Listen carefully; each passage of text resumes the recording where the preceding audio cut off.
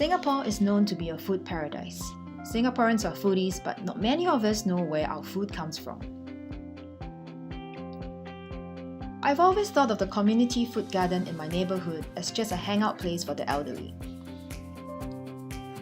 Perhaps I'm one of many ignorant Singaporeans who are unaware of a food crisis our country has.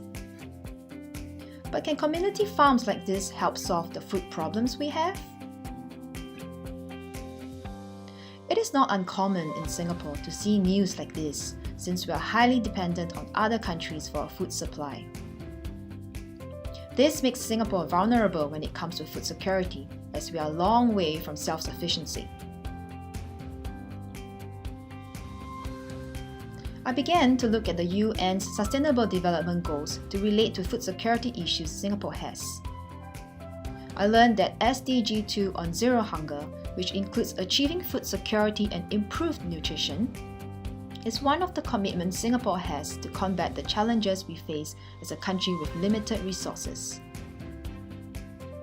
While the government is leading the way in addressing food sustainability issues, I was curious to find out what fellow Singaporeans are concerned about and if they're getting involved. Hence, I spoke with a few Singaporeans to find out what they thought of food security. I think Singapore has always been facing a food insecurity issue. This is something that we can't help it, as in we don't produce any of our own food, so we are always insecure when it comes to food. More than 90% of our food is imported. The only food that I know that's not imported is maybe some organic farms, as well as eggs.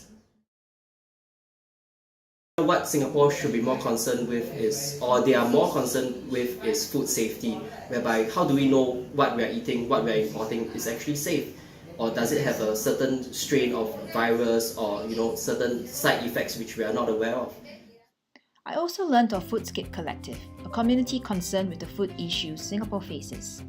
It hosts public events to discuss food-related topics like food waste management and sustainable practices. And they also started a movement to encourage Singaporeans to grow their own food.